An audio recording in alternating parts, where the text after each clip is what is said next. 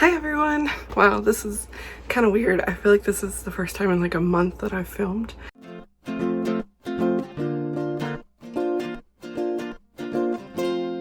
Life has just kind of been kicking my butt lately, honestly. But I am going to try to get back to filming more frequently soon, and I'm really going to try to start producing more unique content because I feel like so far on this channel I've almost only done like hauls, TBRs, and wrap-ups, and I'm just, you know, getting kind of tired of the same videos over and over again. So I really want to start doing more reviews and more reading vlogs. Any reading vlogs at all, because actually just realized the one that I tried to do flopped and I didn't post it. Anyways, disregarding everything I just said though, I'm here today to bring you my fall TBR. Before I get to that though, I am trying a new lighting today. I have this ring light that I've had for a while and I've never really used it very much. I decided today to finally give it a try for a video, so let me know what you think about it. I think I might like it better than my usual lighting system, but I'm curious what you all think of it. Anyways, the fall is easily my favorite season, so I'm so happy that it's finally here and I have some really exciting reads planned out. But first, I do want to give you a little update on my summer TBR, which unfortunately did not go very well. As a side note, I'm actually filming this with a few days left in summer, so a few of these I'm actually hoping to finish before fall hits. First on my summer TBR was Riot Baby by Tochi Onyebuchi. I'm actually picking this up today, and since it is a very short read, I'm thinking I may be able to get through it all today, hopefully. Alice by Christina Henry. I am a little bit into this one, not very far. However, it does seem like once I can actually sit down and focus long enough to read it, it should go quickly. The Return by Rachel Harrison. I did not start this one. On the Come Up by Angie Thomas. I did not get to this one before my audiobook hold lapsed, and I really want to check this one out on the audiobook because I've heard it's so good. House of Earth and Blood by Sarah J. Maas. You can actually see my bookmark in here because I picked this one up, I started it, I got super slumpy, and I actually set it aside.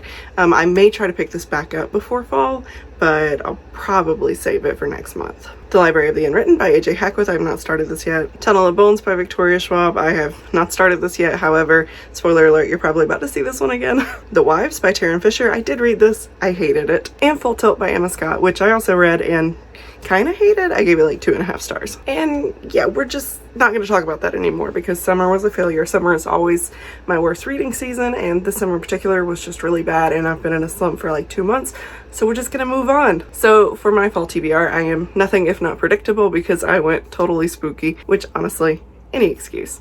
So first on it is Tunnel of Bones by Victoria Schwab. I can't believe I didn't get to this in summer, but I am telling myself that part of it is because I subconsciously knew that this would be a better fall read. So I'm really excited to pick this up. This is book 2 in the Cassidy Blake series, which is a middle grade paranormal fantasy / light horror series about a girl who can see into the spirit realm and whose best friend is a ghost. It's super cute, super fun. The first book actually had some really nice little spooky elements. Very excited to pick up the second book. Next on my fall TBR is Echoes, edited by Ellen Detlow. This is an anthology of short stories about ghosts, and I'm really looking forward to this. I think this is going to be such a good spooky read for the season, and it's over 800 pages long, so I think I'm going to try to like split it up throughout every day of October and maybe make it like a month-long read or something. I think that would be a really fun way to do it. Number 3 is Laughing at Shadows, edited by Brett Reistruffer. This is another horror anthology, but this one is all about horror comedy. I love horror comedy. I think it's an incredibly underrated genre mashup, so I'm very excited to read these. Next is Final Cuts. This is edited by Ellen Detlow.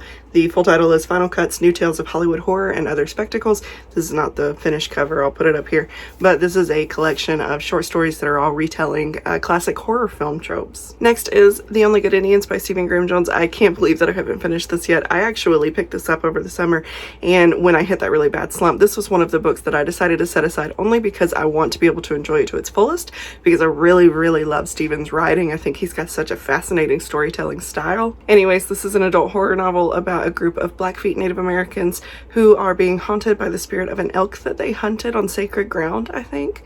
I didn't get very far into this one when I picked it up to begin with, but I will say that from the very beginning, it just really hits the ground running, and so I am so excited to pick this back up. Next, I have Rules for Vanishing by Kate Alice Marshall. This is kind of following a theme with this TBR that a lot of these are overdue review copies, and this is one that is very overdue. This is a YA horror novel. It's a Blair Witch retelling, and it follows a girl who is searching for her missing sister. It involves some kind of game that she's invited to play through these ominous text messages.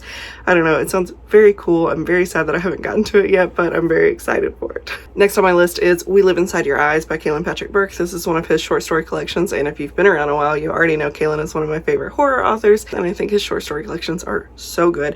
I actually pre-ordered this, so I've had it for a while, and I don't know how I haven't gotten to it yet, but I just know it's going to be the perfect fall read. Also, can we just talk about how great this cover is, because I'm obsessed with this cover. Kalen designed this himself, and it is flawless, and I want it tattooed on my face. Number 8 on this list is Remains by Andrew Cole. This is another overdue review copy.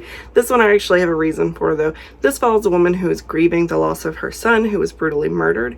And honestly, child death and child murder is the only real trigger that I have. It's the only thing that I just really can't read in books most of the time. It takes me being in a very, very good headspace and being really determined to read a book to be able to deal with it. So I've been putting this off because I've been really nervous about it, honestly. That said, I just feel like I've put this off too long. It's been out like a year. I feel so bad. The author is so lovely, and I just feel terrible that I haven't gotten to it yet. And so, you know, I am going to go easy on myself. If I get to reading it and it's too much, I'm sure Andrew's going to understand, but I am really going to try hard to pick this up this fall, because even though I know it's going to wreck me, I know it's going to be a really, really good book, because I really have loved what I've read from Andrew in the past. Next is Dark Celebrations by Calvin Dimmer. And at this point, I think we're realizing that I could have just made this an entire fall TBR of horror anthologies and short story collections, because this is another one. Each story in this collection follows a twisted, horrifying take on a different holiday. I've actually cheated a little bit and already read the first story in this, and it was really cool, so I'm very excited to continue and see what else Calvin has in store for me. And then the last one, I don't have a cover to show you because it doesn't have one yet, but it's Shelter for the Damned by Mike Thorne. This is his upcoming debut novel. So far he's only done short stories, and I have absolutely loved them. His Darkest Hours collection is one of my all-time favorite short story collections, so I am so excited to pick this up, and even though it doesn't come out till February, I've got to go ahead and pick it up. And this is a coming-of-age horror story about a teenage boy who finds an abandoned shack that turns out to be the perfect place for him, but what he doesn't know is that there's something hiding there that is gonna make him pay for those comforts. Knowing Mike, I have no idea what that means, but I'm sure it's gonna be something really grisly and messed up, and I'm very excited. And that's it. That is my fall TBR, and I am so damn excited to pick these up. I can't even tell you. Like, I just want to dump everything that I'm reading and just work on this TBR, because all of these are books that I'm just dying to get to. So I'm hoping that my slump is maybe on its way out. It feels like it might be, so me knock on wood there. And I'm hoping that I'm going to be able to get to all of these really soon and have reviews for you all. Maybe even before Halloween. That would be great, since I know a lot of people are still working on their Halloween TBRs. Can't really relate to the idea of not reading horror year-round, but you do you know, I'm not judging. Anyways, if any of these are on your TBR and you want to get to them soon, definitely hit me up if you want to plan a buddy read. And thank you so much for watching. I hope you found something new and exciting to add to your TBR shelf. Come talk to me in the comments. Let me know what you're excited to read this fall. And until next time, happy reading. Bye.